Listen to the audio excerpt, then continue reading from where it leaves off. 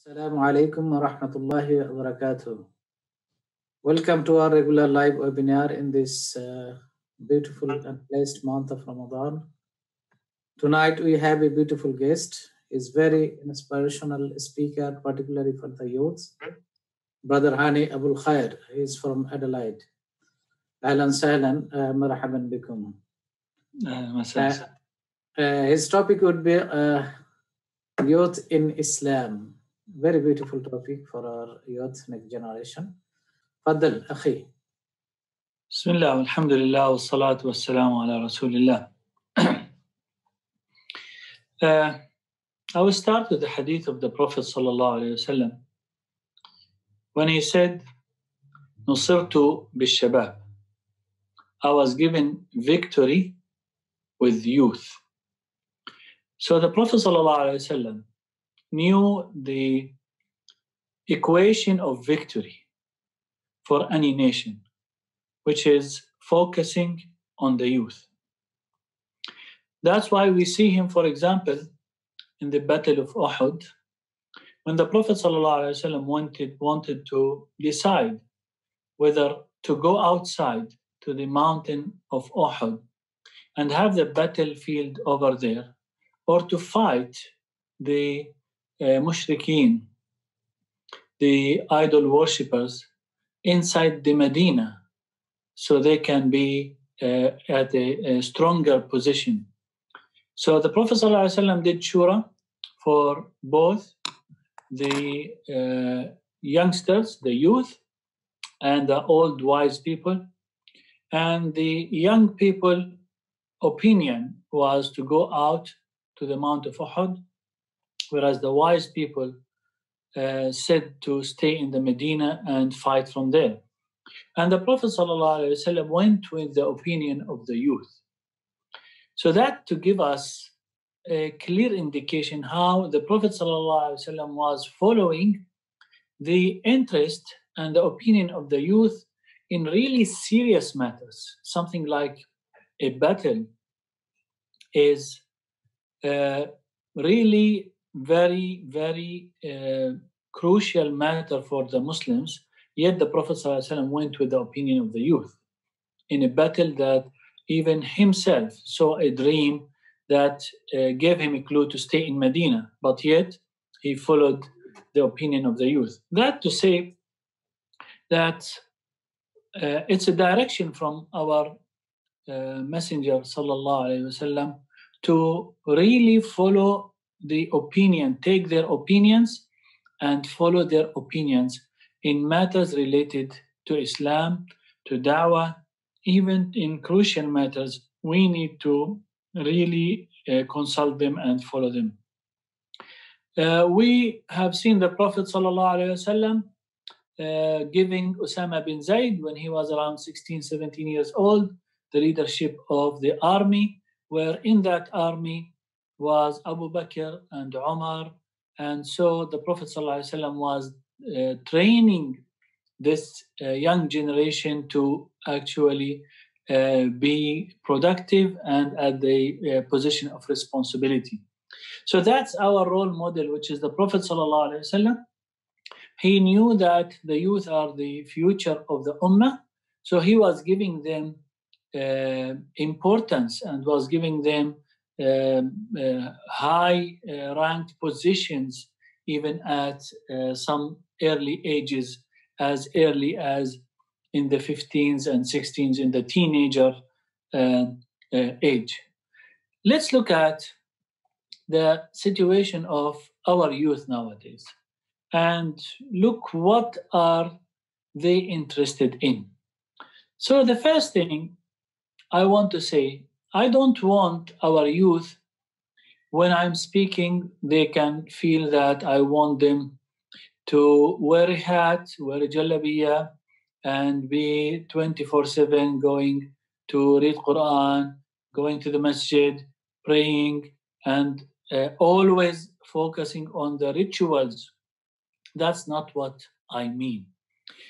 What I want from the youth actually is to be really into Islam, that is compatible with the current day environment. So let's look at some examples at nowadays interests of the youth. What are they interested in? If they are free in their time, what do? Number one, they will spend lots of time on TikTok, watching all sort of videos on TikTok, even just scrolling from here, there, looking. We know that the majority of TikTok videos, they must contain things that are prohibited.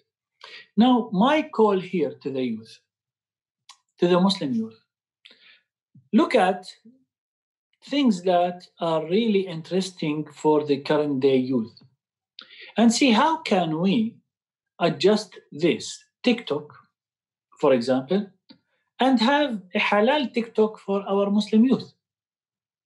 So using the current day facilities, the current day interests, but try to make an alternative for them.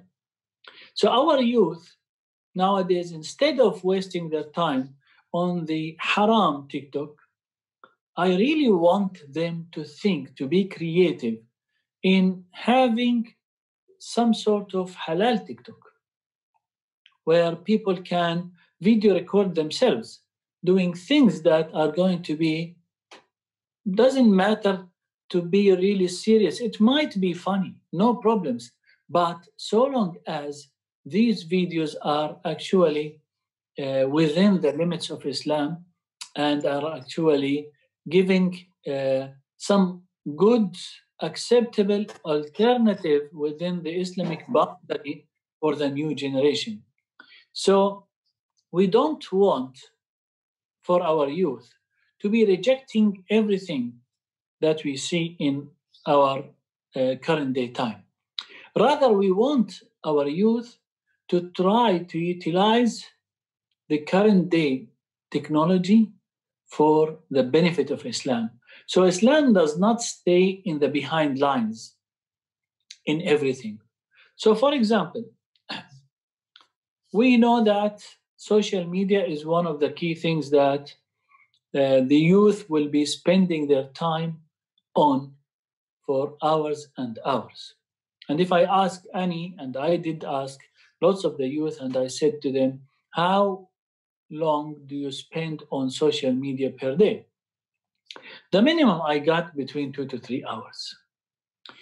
Well, this is really long time.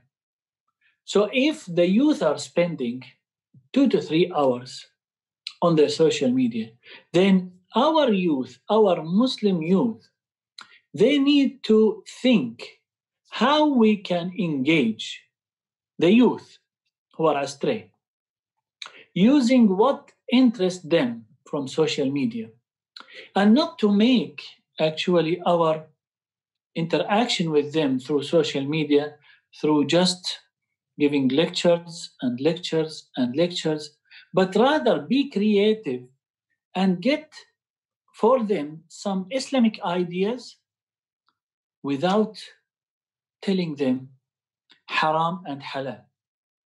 Nowadays, the Muslim youth, the most thing that they don't want to listen, halal and haram. Although Islam is built on halal and haram. But what shall we do? If the youth are not interested in hearing from me what is halal and what is haram, how can I, as a youth living in Australia, make them interested in actually following the requirements of Islam and staying away from the prohibitions of Islam? So we need, as youth, to lead the change for the coming generation. So I'm not speaking about myself, I'm speaking on your behalf because I'm old. And so I'm saying that you as youth, this is what the Prophet ﷺ did to them. The Prophet ﷺ put them on the front line, like Osama bin Zayd. like the youth that were consulted for the Battle of Uhud. He put them on the front line in serious matters. Nowadays, we are living in an environment, in a time where actually we, for example, I'm speaking about myself, I'm close to 50 years old, and the youth are over 30 years old, younger than me. There is a huge gap between me and them. But the youth, they need themselves to be on the front line. They need themselves to actually be creative and think and do a scan for the environment. Nowadays, we have a high percentage of the Muslim youth who grow in Australia, they go astray. They are not interested in Islam. Even the other day, I had an example of one Muslim youth who came from overseas in Adelaide, was sent by his parents. He was living in Saudi Arabia and he was practicing. He came here, started studying university, and then now, after almost 1 year of him living here, he is now not interested in Islam at all. He's not interested to be called as a Muslim. This is a very, very dangerous environment. And if the youth don't stand on the front line, don't look at the environment, don't scan what's going on in the environment, what are the youth interested in? What are they doing in their spare time? What is the language they are talking? What is the way that can attract their attention? If you, youth, do not take that responsibility and stand on the front line, then Islam is going to go backwards. Islam is going to go old, because those who are giving, those who are guiding, are now the ones who are over 30 or over 40 years old. So what's going to happen in a couple of tens of years?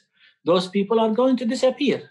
So if the youth at the moment are not being prepared to take lead in the Dawah in Australia, then we are going to have a disaster after a couple of years.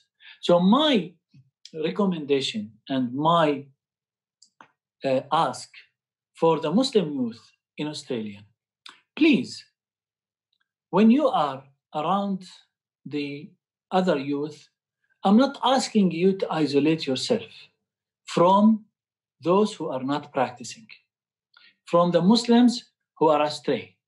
I'm not asking you to isolate yourself, but you can interact with them. But be clever. When interacting with them, show your good manners, show that you are practicing, but at the same time, keep your eyes open. See what things affect them, what means you can use to attract their attention. And you are the only one who can solve this problem. We can only give talks. You are interacting with them. So for the youth who are living now in the teenager age, between 15 up to 25, 28, please keep your eyes open. Interact more with those who are astray. Don't make them feel that they are aliens. Islam, since the Prophet ﷺ, and he is our role model, he put the youth, as I said, to lead. And we want you to lead the change that is coming in the current years or in the coming years. Lots of youth, the language that they like is sports. Lots of youth, for example, when they sit down, they talk about soccer. They talk about this player, that player. Have you seen the goal of this? Have you seen this team has won over this? Some of them, they talk about Formula One. Some of them talk about whatever, mixed martial art. Some, you need, as a Muslim youth, to be involved in these. I'm not speaking about being addicted to these. No. You need to be involved in knowing information about these topics, which are of interest to the youth that are living nowadays and they are astray. So when you sit with them, speak their language. If they are talking about soccer, you speak about soccer. If they are talking about Formula One, you speak about Formula One. If they are talking about MMA, you are speaking about MMA. So they will open up for you. You will become close to them, because these astray youth, they will be attached to the one who can speak their language and show that is interested in what they are interested in. So I don't want our youth to be like shuyukh. When they sit with the current generation who are astray, they are speaking, Allah said in the Quran, the Prophet ﷺ said in the Quran. This stage needs to be later. The first stage for our Muslim youth needs to be to speak their language, to win their hearts, to attract them by showing them that you understand their interest and you have a sort of same interest with them, so they can actually relax and open up for you. Then slowly, you can actually get them back to Islam. But as I said, we don't want, as Muslim youth, to start from the end product, which is the halal and the haram, which is the what is obligation, what Allah Azza wa Jal asked us. The last thing that I want to advise the youth that are listening to me now, which I know they are inshallah on the right track. And the indication that I have is that because they are listening now to me, they are definitely interested in Islam and in practicing and in even contributing to Islam. So the last advice from me to the Muslim youth is, I want you to have a teacher. I want every one of you to have a reference. Someone who you refer to as a youth. Because not everything in this life we know what is halal and what is haram, what I can do or what I cannot do. I need to seek advice. I myself am now close to 50. Lots of times I pick the phone and I speak to people seeking advice, seeking their opinion, seeking what do you think about the ruling of Islam in this. I have teachers, and since day one I had teachers. These teachers are very important.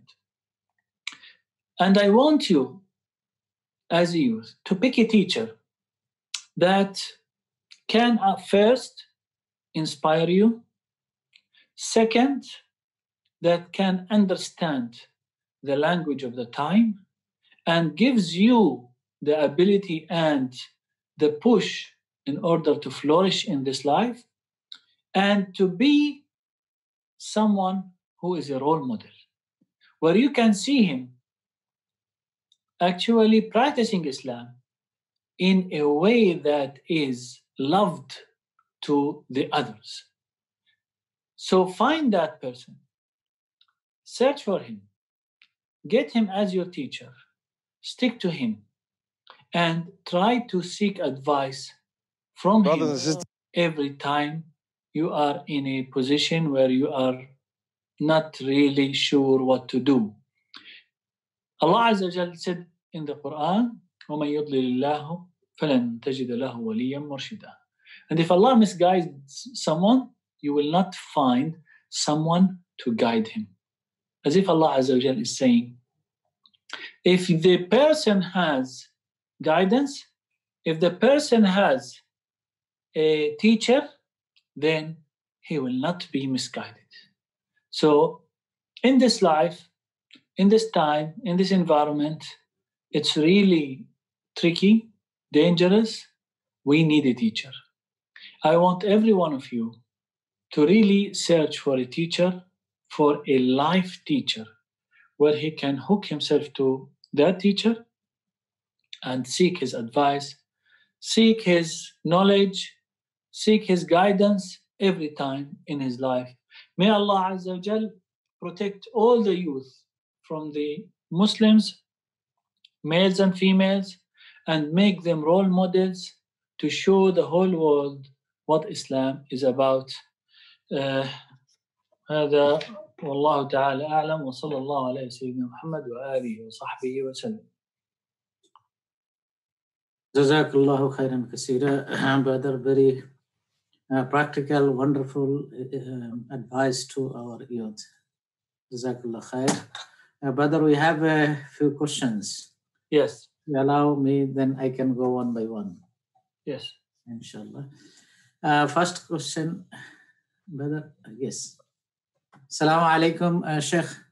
Everyone talks about boys only, and what about the girls, and what they need to be more prepared for the next generation? The girls are before the boys. Mashallah. The girls we don't see, subhanallah. Allah Azza wa Jal in the Quran did not differentiate between the boys and the girls in his orders. And when Allah Azza wa Jal said, Ya ayyuhalladhina amanu, O you who believe, it's both boys and girls, males and females. And in many orders from Allah Azza wa Jal, it was mentioning specifically for males and females. The only separation that Allah or Islam speaks differently between the males and the females are when speaking about responsibilities within the family level. Apart from that, when I'm speaking, even though I'm speaking about male language, but as Allah Azza wa Jal mentioned in the Quran, the speech is always directed to both males and females. So forgive me if you get offended if I did not say females, but all of my talk is directed towards youth. And I was trying to say youth, youth, youth, in order to understand from my talk that I'm directing my speech towards males and females. So whatever I've said, it's all for both the boys and the girls. Yes. Probably this brother is not mentioning this talk. He probably mentions average talk. Maybe. Jazakallah khair. I think your brother got the answer. Another question, I think one of the brother asked, Sheikh, my opinion is that we should allow our youth to take leadership position while we help and guide them. The youth have a lot of energy, so they can lead well. We, however, have gotten old, so I think it is best if we advise them, inshallah. What are your thoughts, Sheikh? I totally agree with that. They have the energy. They need to be creative. And that's one of the key takeaway messages that I want everyone to take. I, for example, will not be having the ideas that the youth might have. So I want the youth to take lead as the Prophet ﷺ gave them lead. So yes, the old people like us need to stay there, need to give advice, need to give direction, but at the same time need to give the space for the youth to lead and to do what Islam requires from them, so they can feel the responsibility towards the generation. Yes. Jazakallah khair. Another brother, he asked another question. Assalamu alaikum. What are the choice or activities we can offer for to our next generation?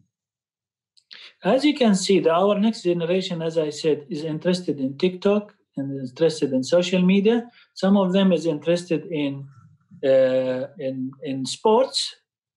and lots of them are interested in news about the sports, so sports news. So activities, we need to be thinking of something that is really creative. I will tell you, for example, something that we have done here in Adelaide, which attracted numerous number of girls. It was girls only activity, and now I'm going to just target the girls. The girls will be happy with what they are going to hear. In Adelaide, for example, we made mixed martial art training for girls only. And we hired a club, and the club with the female instructor, closed, locked, and the females went, and they are on continuous basis, weekly, going for training until the COVID-19. We have done a very, very beautiful activity, I would say, which actually had very big influence on the girls, which is masquerade ball. You know how the non-Muslims, they have these activities that they go and wear these masks, and they go and sit down and have fun and eat and listen to music. We did something similar, but in an Islamic environment. So we hired the hall without cameras, we locked everything, we made it a secure environment, and then we allowed the girls to come and to actually wear the masks like the others who have the parties. And so we made a halal party for them. Mm-hmm. And they were in a secured environment. Even some of them, because we made 100% sure that the environment is secure, some of them took off their hijab, had very free night, and they enjoyed it. And we hooked them with what they loved to what we love. So these things, we need to look at what the non-practicing or non-Muslims do to attract the youth. They do masquerade ball nights, we do a masquerade ball night. They do a TikTok, we do a TikTok. We want to be at the same level as what the current non-Muslims are doing to attract our youth. But we make it in a halal environment. No. So that's... Jazakallah khair. Another question from brother, Assalamu alaikum. Can you please elaborate more on how to select a teacher? That means from where? From a school or from mosque? Now, the teacher needs to be someone who is having knowledge in Islam and having knowledge in dunya.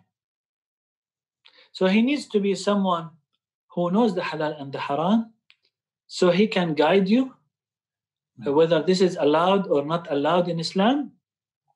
But at the same time, he needs to be someone who is enrooted in the dunya facilities and knowledge, and he doesn't need to be a Sharia teacher, but he needs to know Sharia.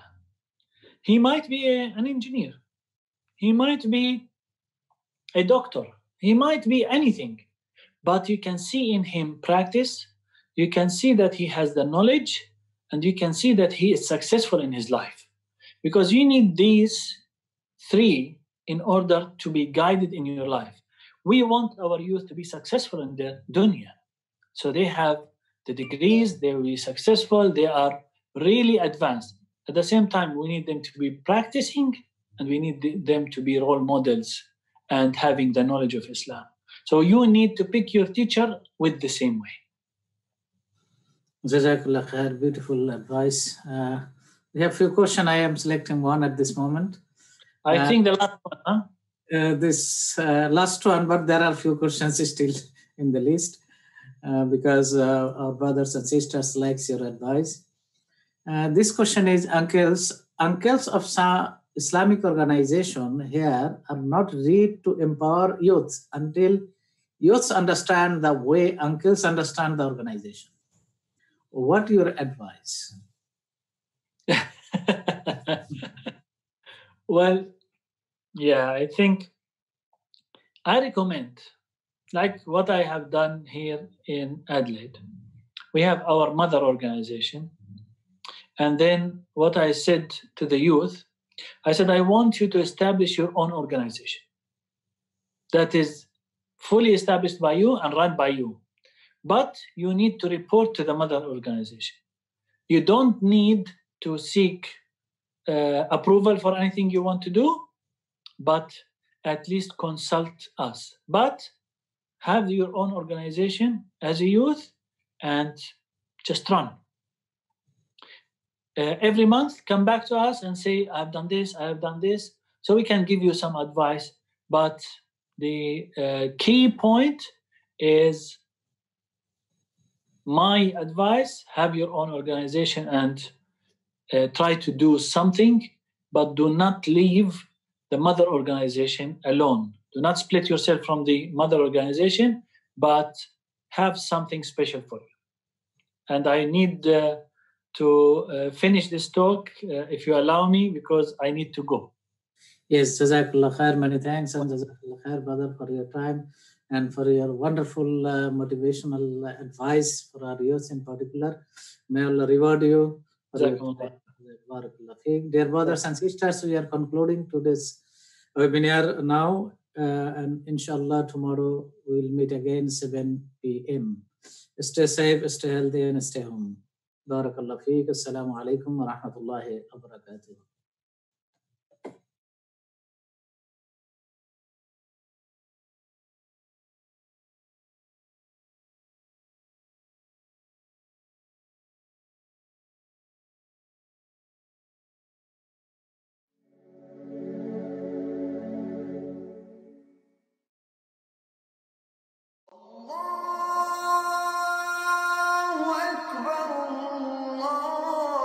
Assalamu alaikum wa rahmatullahi wa barakatuh. By the grace of Almighty Allah, we hope you are well and not affected by the current situation. This year, the blessed month of Ramadan came to us in an unprecedented circumstance, when the entire world is shaken with a tiny little virus. Allah subhanahu wa ta'ala mentioned in the Quran, every soul will test death, and we test you with evil and with good as trial, and to us you will be returned. This is the very time for us to increase our reliance on Almighty Allah. This is the very time when we need to submit to our Allah and beg His mercy. When we need the prayers the most, the prayer place Golden Wattle Masjid had to be closed to maintain physical distancing. However, despite the current grave situation, the Masjid, with its various programs online, is trying to keep us all connected and perform essential religious activities. Golden Wattle Masjid is delivering multiple sessions online with renowned Islamic scholars. Al-Tadkira Institute is also running online courses with separate classes for children, youths, adults, men and women. Dear brothers and sisters, our projects are heavily relied on your contributions, particularly on the Congregation of Friday Prayer collections. Due to the current shutdown, there are no congregations. We need your urgent support to run the ongoing cost of these projects. This Ramadan is a wonderful opportunity for all of us to give sadaqah and get multiple rewards. As Prophet ﷺ says, the best sadaqah is the one which is given in the month of Ramadan. Please donate generously. This Ramadan must be treated as a lifetime opportunity, since we don't know if we will get another chance to see it again. In the name of Allah subhanahu wa ta'ala, open your heart and contribute as much as you can in this Ramadan. Our bank details: Golden Wattle Masjid, BSB 083961, account 166573589. Allahumma inni a'udhu bika min al-barasi wal-jununi wal-juzami wa min sayyil asqam.